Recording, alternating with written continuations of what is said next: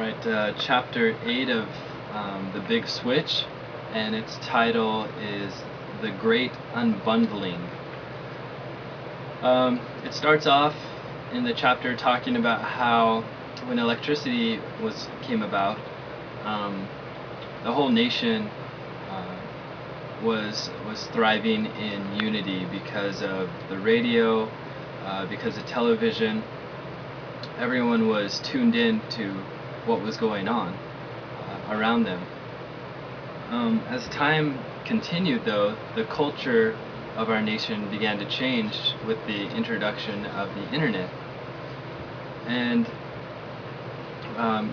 now the typical brick and mortar business that only had so many shelves and so many rows, so many aisles to store products and goods was shifting to the internet, which meant that the options and the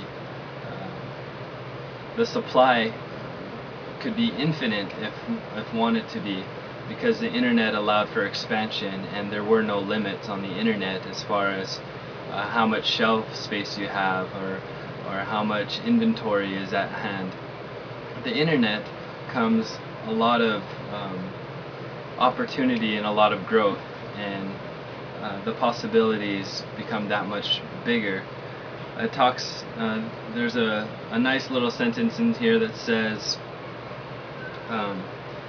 we have far more choices than our parents or grandparents did. We're able to indulge our personal tastes as never before, to design and wrap ourselves in our own private cultures.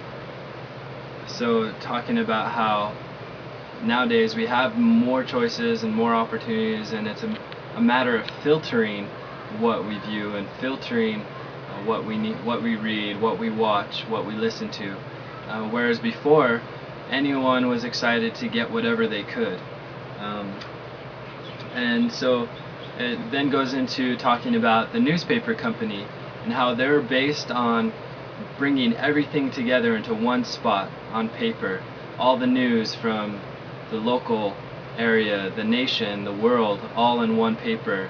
All the events, everything that was being sold, all the advertisements, they're all in one nice package, one grouping, and you could buy that, and there was a great market for it. With the internet, towards 2004, 2006, more people were starting to read what was on the internet than reading on the paper, and so the market for newspapers went down. And the transition to the internet was the great unbundling that the first part of Chapter 8 talks about. How you take, the product of the newspaper was everything packaged together, but when you put that on the internet, every page is separate and individual, and every page has to hold its own ground.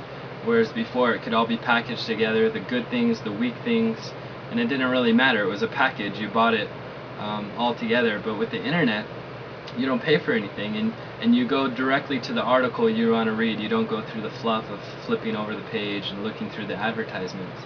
So a great change, a great switch that had occurred. There was a part here.